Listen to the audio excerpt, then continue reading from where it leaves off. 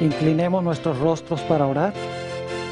Padre Celestial, te damos gracias por el privilegio que nos concedes de encontrarnos en este lugar para estudiar tu palabra. Y al analizar el tema sobre la rebelión del querubín cubridor, pedimos la presencia de tu Espíritu Santo. Te pedimos, Señor, que abras nuestras mentes y enternezcas nuestros corazones para recibir tu mensaje. Te lo pedimos en el precioso nombre de tu Hijo, Cristo Jesús. Amén. Quiero extenderle un saludo muy cordial a todos los que han venido a este lugar en esta noche. También quiero entregarle un saludo muy cordial a aquellas personas que nos están viendo vía satélite y por televisión. Nos alegra mucho que nos estén acompañando en este tema de este día. Vamos a comenzar nuestro estudio en el libro de Génesis, el capítulo 1 y el versículo 31. Este versículo está hablando de la conclusión de la semana de la creación, de los 6 días de la creación. Y quiero que noten la opinión que Dios tenía de lo que hizo durante esos 6 días. Dice en el versículo 31, y vio Dios todo lo que había hecho, y he aquí que era bueno en gran manera. Y fue la tarde y la mañana del día sexto. Dios vio lo que había hecho y nos dice la Biblia que era bueno en gran manera.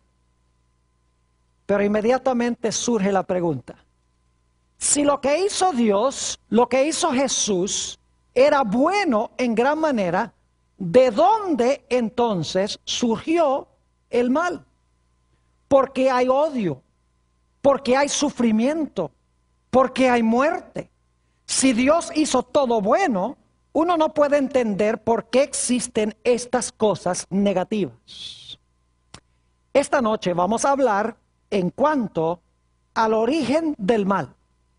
Y vamos a encontrar que el pecado y el mal no se originó en la tierra, sino que se originó en el cielo con un personaje que se denomina el querubín cubridor.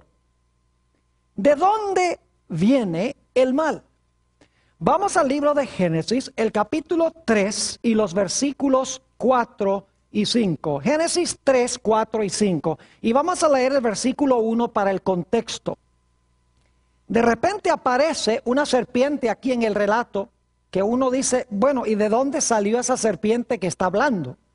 Dice en el versículo 1, pero la serpiente era astuta, más que todos los animales del campo que Jehová Dios había hecho. La cual dijo a la mujer, con que Dios os ha dicho, no comáis de todo árbol del huerto. Ahora vamos a saltar al versículo 4. Entonces la serpiente dijo a la mujer, no moriréis, sino que sabe Dios que el día que comáis de él, serán abiertos vuestros ojos y seréis como Dios, sabiendo el bien y el mal. Dios le había dicho a Adán y Eva que si comían del árbol iban a morir. Aquí tenemos a una serpiente que les está diciendo, si comen del árbol no van a morir. Dios les está mintiendo. Es decir, es un ser que está contrariando a Dios. Y en Génesis se le llama la serpiente. Ahora inmediatamente uno se pregunta, ¿de dónde salió esta serpiente y quién era? Necesitamos ir al libro de Apocalipsis para entender quién era y de dónde vino.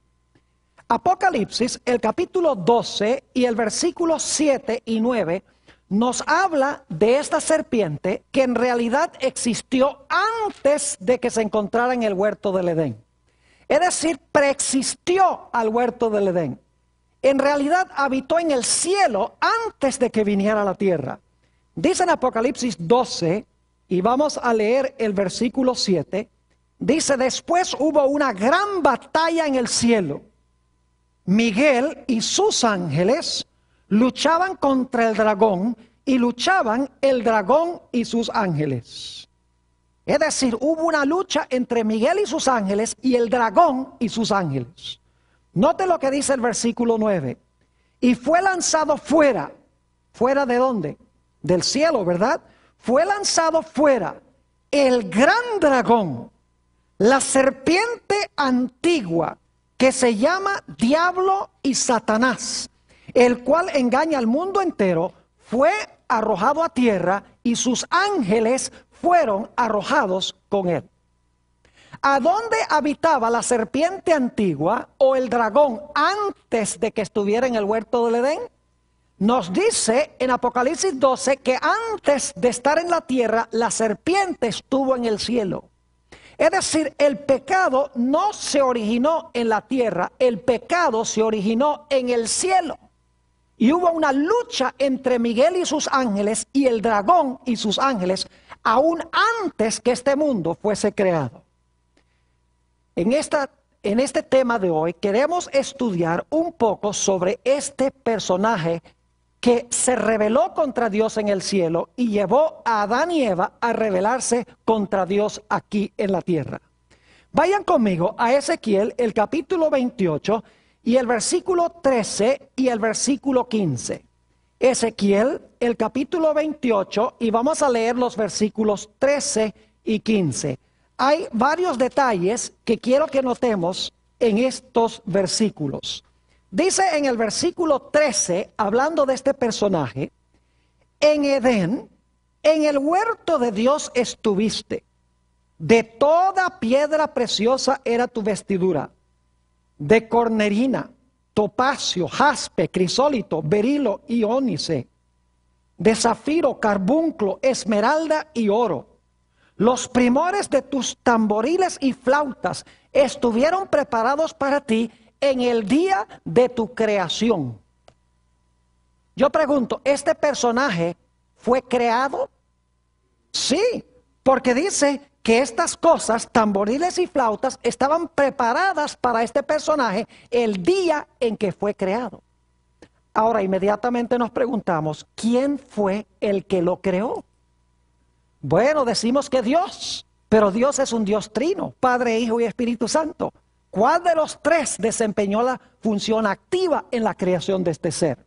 Vamos al libro de Colosenses, el capítulo 1, Colosenses, el capítulo 1, y vamos a ver quién fue el que creó a este personaje que se conoce como el querubín cubridor.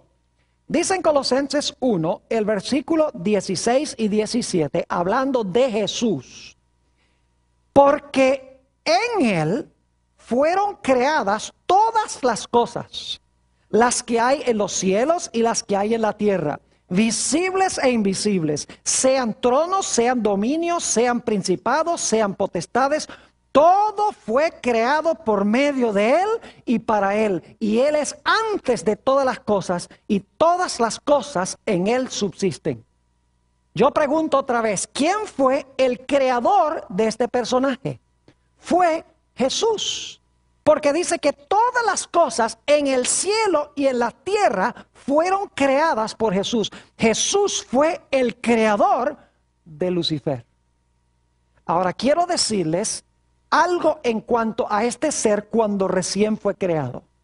Note lo que dice en Ezequiel el capítulo 28 y vamos a leer el versículo 12 y también el versículo 15. Ezequiel 28 y el versículo 12, vamos a leer de nuevo, y entonces el versículo 15.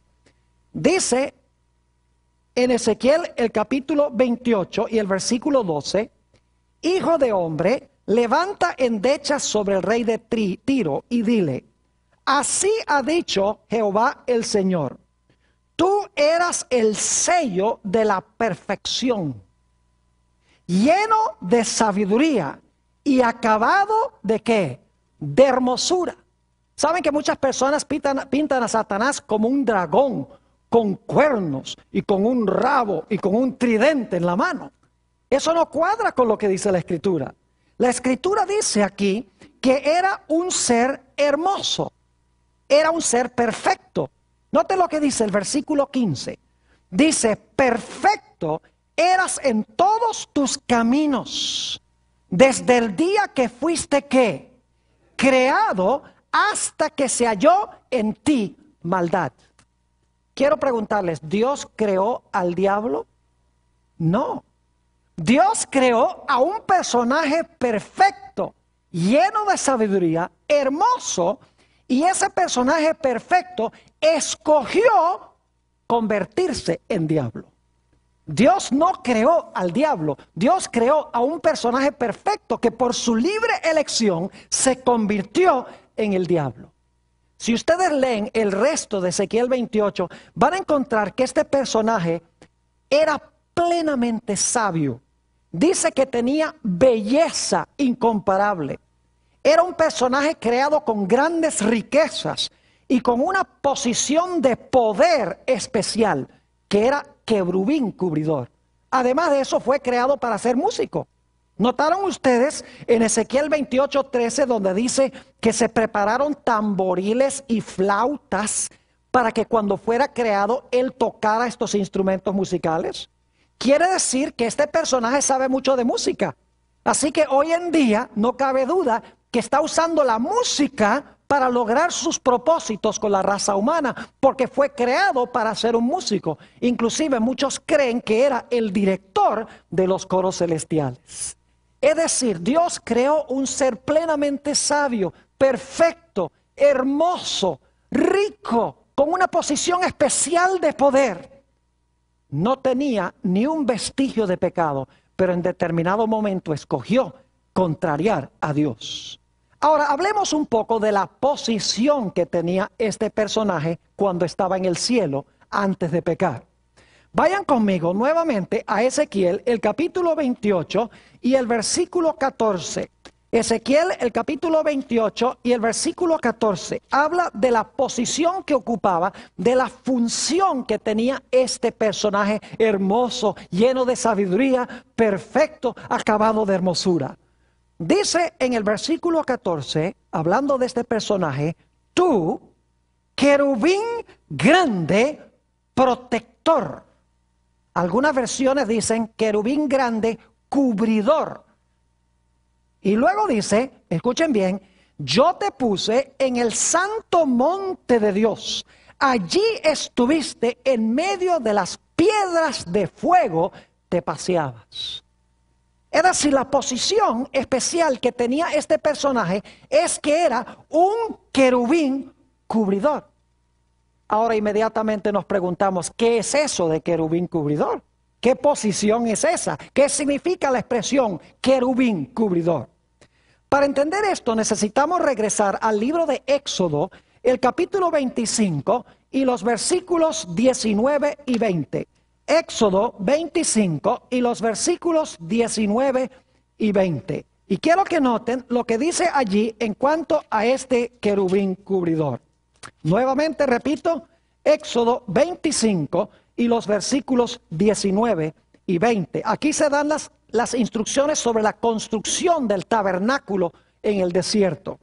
Dice allí en el versículo 19, harás pues un querubín en un extremo y un querubín en el otro extremo. En un momento les voy a decir extremo de qué.